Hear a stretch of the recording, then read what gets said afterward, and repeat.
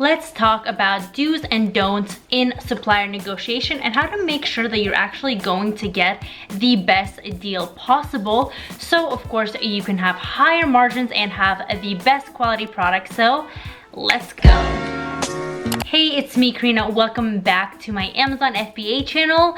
Do subscribe and like this video because I try to save you as much time and money as possible by giving you handy tips. So I've been talking to a lot of students and a lot of coaching calls lately from my Amazon FBA into a Millie course, and a lot of people have this fear of supplier negotiations and how to make sure that you're gonna get the best supplier and get the best deal possible.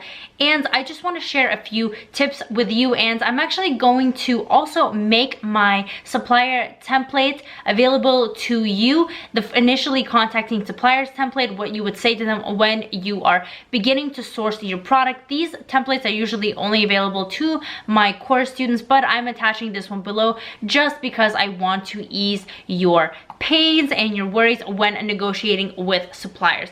If you are a new time seller or if you're still getting the hang of this, I just want to let you know that things are not as complicated as you think they are. And if you believe this, then things are going to be much easier for you. When I first started sourcing my very first product, talking to suppliers, messaging 15 factories or so, it was quite stressful. I would get a lot of responses back on Alibaba and I would feel overwhelmed answering every single one of these. I didn't know if I was saying the right thing. I didn't know if I sounded professional enough. But you know what?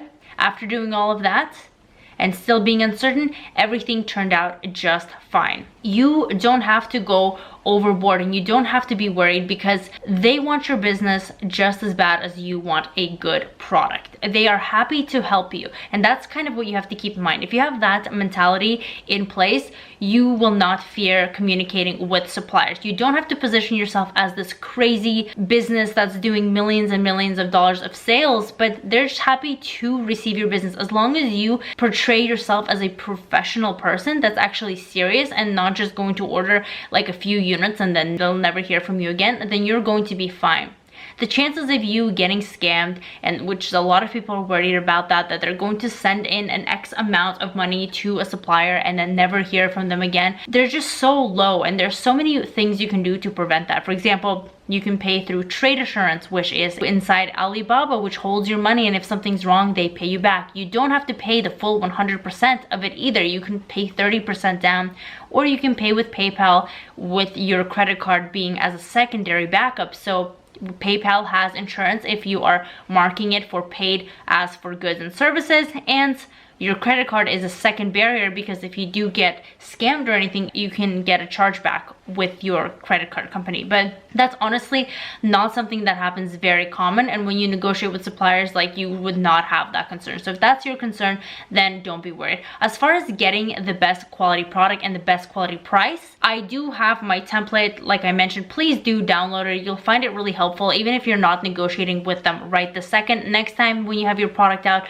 it will really help you a lot to kind of have a good starting point. But basically, the number one thing you want to make sure is that they're communicating with you properly. Obviously, they're a factory that have been in business for a long time, but you want to make sure that they do have the product, of course, but they're responding to you in a timely manner. If they don't respond to me more than 24 hours and it's clearly not the weekend, then I'm not interested in working with them. If they tell me that they'll reply to me and give me the quotes and they never reply to me, then I just never really follow up with them, because if they forget about me, if they don't think I'm important, then why do I want to work with them? The template down below is going to position you as a professional, right? I'm not saying it's going to position you and you have to feel like you're being dishonest and lying about your business, but it's going to position you as a seller in a company, which you are, because you are a seller on Amazon and you are building a brand and a company, and you are a serious seller and you are looking for serious long-term business partners or suppliers that are going to help you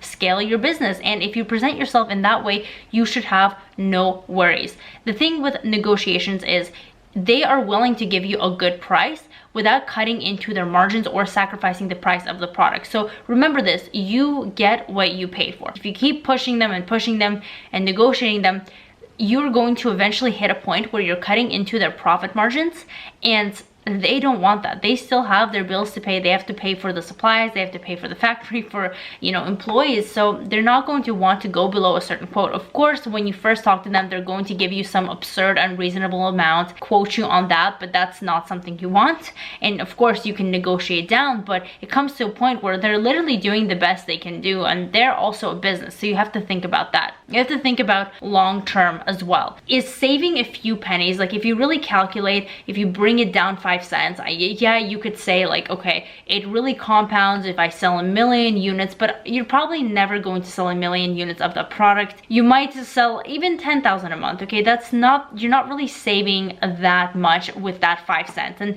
the thing is, if they do take you down and compromise on the quality, you're going to be eventually losing out on the sales, because customers are going to figure out that you have a lower quality product. So quality, I would say, is always number one. You always want to make sure that you can get them to a good price that's in between your points, but doesn't compromise the quality. So sometimes you have to settle with the price.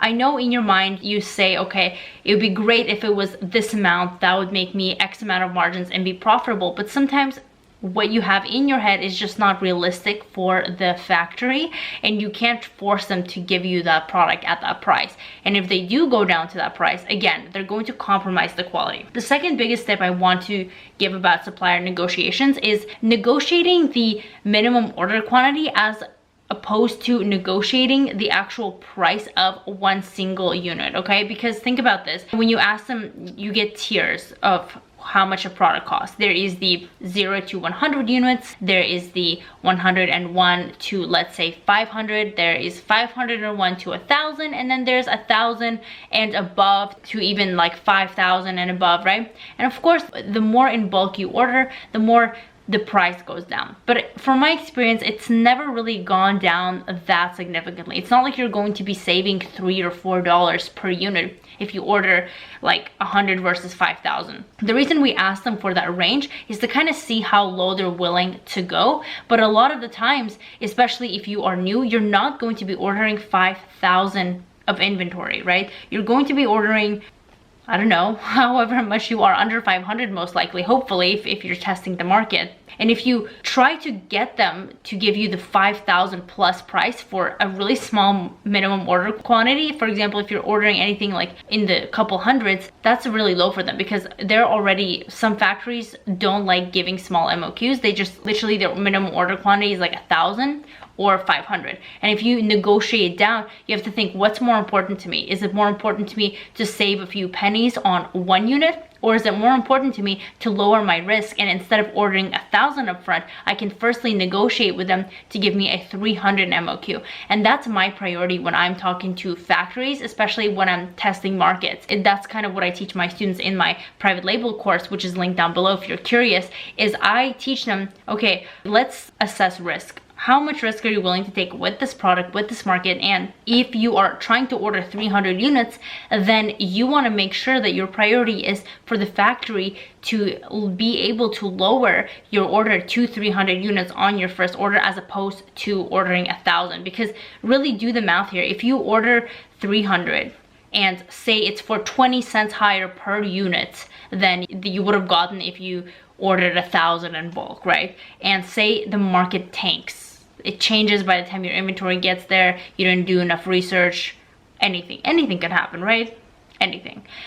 Now you're stuck with 1,000 units, but you saved 20 cents, so good job. Yep. Or you order 300 units, and if that tanks, you're only stuck with 300 units as opposed to 1,000. So 700 times whatever, let's say it's a $10 item, right? That's a good amount of money you're saving, as opposed to if you were to get a bargain of 20 cents or even $1 less expensive and cheaper for ordering a larger MOQ. So I would say the priority should be really trying to lower the MOQ first, and then negotiating on the price. And they will go down on the price. They usually do go like 10 or 20 cents, depends on how expensive and large the item is, but you can usually get them down. But I would say my biggest tip is really negotiate on the MOQ and take action with this business model too. Don't just sit around doing research for forever. Order a small MOQ and just go for it, okay? I like to say people hype up being out of stock like it's scary, and yes, if you are out of stock for a long time, that's a little bit unfortunate. But if you think about it, if it's your first time running out of stock on a product is a good problem to have. A better problem than being stuck with 1,000 units in a market that's just not selling. That's just my 2 cents, and my most important thing to pass on to you is just to take action in here and do something. Because if you're sitting around researching for hours and days and weeks and months, and you're never gonna get anywhere. But if you find a product that fits all the criteria and it looks like you can improve on it, then just do it with a small MOQ. Again, don't forget to download the template down below. I think you'll find it very beneficial and stress reducing when trying to contact suppliers. And I post videos on this channel all the time. Literally, I have hundreds of them. I have a supplier playlist if you want to check it out too, with other like direct supplier negotiation tactics and tips. Don't forget to subscribe and like, and I'll see you next time.